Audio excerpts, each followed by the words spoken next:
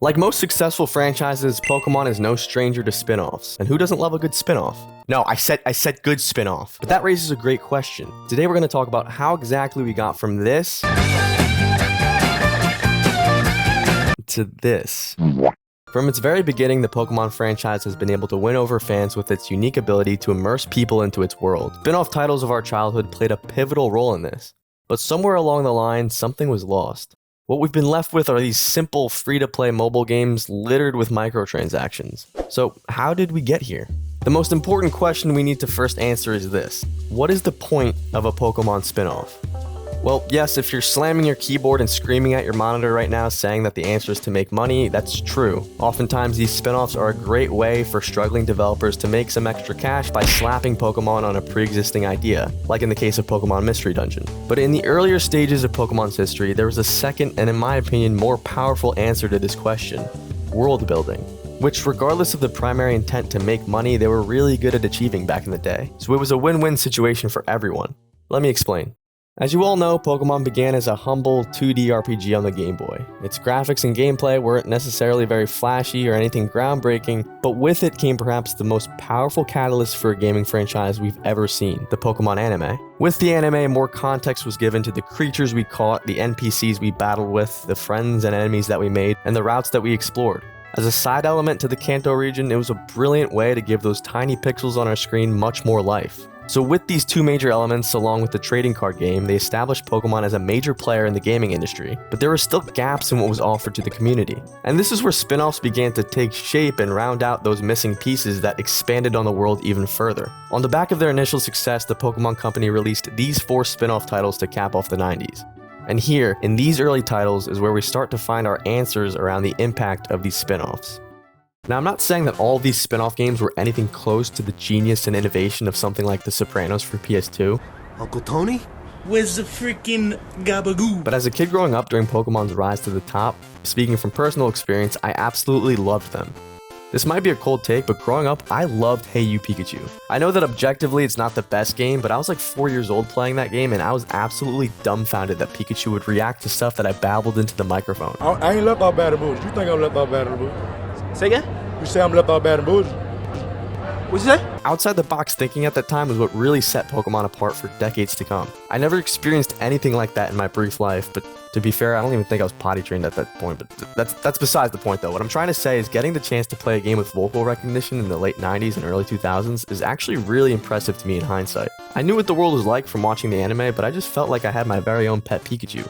The player, or at least I, really developed an emotional connection to this virtual creature, and it further solidified my love for the series and made me want to keep learning more about the Pokemon world. Also, it was absolutely devastating when I had to send my Pikachu away after spending a year of in-game time together.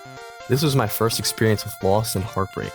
Thanks a lot, Nintendo, for ruining my worldview at the crisp age of 4. Fuck you, you dumb fucking Pikachu! Fuck you and your ass, you fucking yellow prick! You like that? My favorite of the spin-offs of that era had to be Pokemon Snap though. The gameplay wasn't very flashy, you just rode around a little cart and took pictures of Butterfree to fill out your Pokedex with photos in lieu of capturing Pokemon for their entries. Like Hey You Pikachu though, it supplemented the series by sort of allowing the player to see what the world was like under the hood. It gave players a whole new way to interact with and experience Pokemon. How does a Slowpoke become a Slowbro in the wild? What happens when I pelt a Psyduck with apples? These are trivial details in the grand scheme of things, but it went a long way in adding an extra layer of reality to the world. I feel like the company took a chance on games like Snap and Hey You since they didn't really fit the conventional norms of gaming at the time, and they were definitely a lot different from their already successful titles. And while they were different, there was a lot of care put into the experiences. It's something I wish we got more of today, but things change, and we'll get to that soon. Anyway, shortly after these games, Pokemon Stadium followed, and this gave the player a chance to battle it out with others in a completely different setting that was not really a thing on handhelds. And if you had a transfer pack, you could actually battle with your own teams from the mainline games, and you're able to see them in the way that you imagined a Pokemon battle would actually look like. The sheer excitement of being able to fire up your TV and see your squad come to life on the big screen in 3D, it felt revolutionary at that time. Stadium filled that gap that people who enjoy the games at anime felt when it came to tense battling. On Saturday mornings, you tuned into the anime and watched intense, heart-racing battles between Pokemon with explosions, crazy psychic effects, and intense, orchestrated music. But then you'd turn on your Game Boy and get this.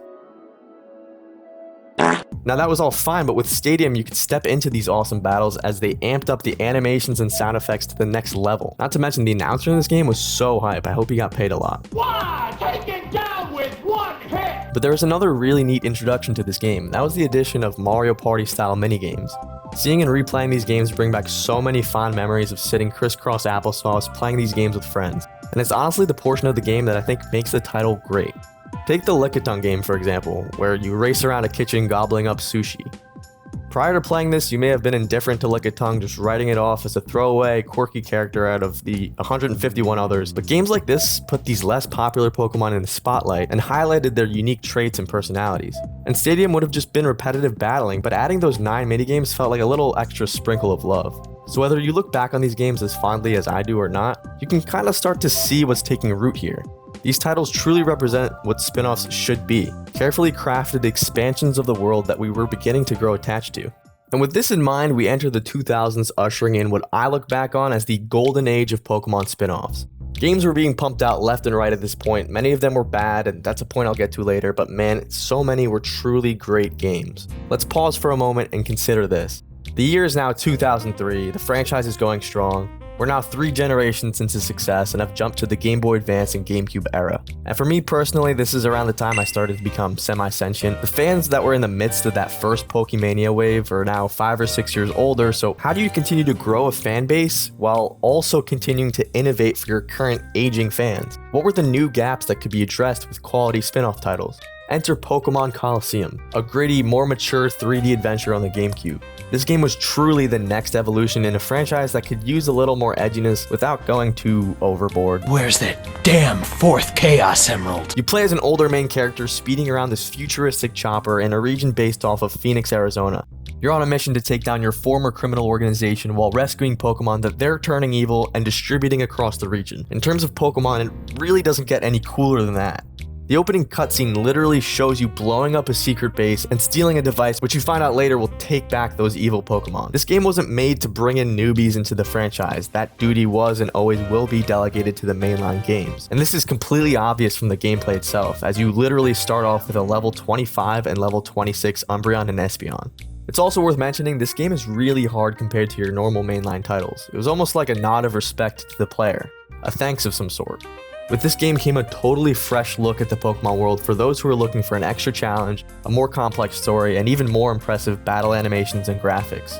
At this time still, it felt as though the Pokemon Company had a certain level of appreciation for their audience, and they demanded a certain level of quality with the games they pushed out. In developing Colosseum, they literally poached developers around the industry to create this dream team named Genius Sonority. They held themselves to a higher standard at that point, and to me this spin-off game served as a symbol for their philosophy for the next few years. Because the bangers didn't stop there. The Mystery Dungeon series and Pokemon Ranger series that released shortly after followed this same exact principle of adding layers of complexity to the Pokemon world, albeit they did it in slightly different ways than Colosseum. Pokemon Mystery Dungeon allows you to step into the role of the Pokemon that we battled with. The Pokemon themselves were an element that certainly had a gap in the franchise. Just as Pokemon Snap and the Stadium minigames had offered a look at their natural habitats and behaviors, this franchise brought much more nuance and personality to all of these creatures. These games also started off with a personality quiz to pair you up with your Pokemon identity, which I always found really cool, except I remember the first time I took the quiz I got Psyduck and I cried and started to panic, so I restarted the game. Thanks a lot Nintendo for ruining my self-esteem at the crisp age of 9. Anyway, what made these games especially stand out was their writing. So much care was put into the storytelling and the character development, and these games featured easily some of the most gut-wrenching moments across the entire franchise, anime included. And Pokemon Ranger offered another new perspective from a group of people that have been mentioned but typically glossed over in the games in the past. People generally love Pokemon Mystery Dungeon, but I feel like people still sleep on Ranger. Shadows of Almia is still one of my favorite Pokemon games of all time. More excellent storytelling with a really fun gameplay loop combined for an experience that also really stands out amongst the spin-offs. What I really love about all of these games is the fact that Nintendo could have completely removed Pokemon from the equation and they'd still be bangers at their core. And that's because of the love that was put into them. Imagine any of these games with Mario or Kirby or any other title's crew, or even just brand new characters. The experiences that were crafted would still make for some really great games, even though the sales obviously wouldn't be the same. They wisely chose to use Pokemon for profit. Obviously, it makes sense they use Pokemon for these games as it's much easier to sell to current fans than a brand new franchise would be. But this feeling I get that these games are greater than the sum of their parts is a testament to the quality and effort that was put into them. And I just can't say the same about the games I'm going to talk about next. Because of the potential success that they saw, the company kind of started to realize truly how easy it could be to shove more spin-offs in the face of their fans, lining their pockets because the fans were their puppets and we were supposed to buy anything with Pokemon branding on it. All good things must come to an end, and these awesome spin-off franchises were no exception. After all, going back to that primary reason that these games existed, to make money, the unfortunate reality is that they just weren't very great at that. Looking at the numbers of the games that I've talked about, Pokemon Mystery Dungeon was by far the most successful of the spin-off franchises. With Red and Blue Rescue Team alone, they sold 5.5 million copies, and these figures gradually winded down, until the last original game in the series, Super Pokemon Mystery Dungeon, sold a measly 1.6 million copies worldwide. And no other spin-off even really held a candle to these numbers either. Here's a mind-blowing statistic.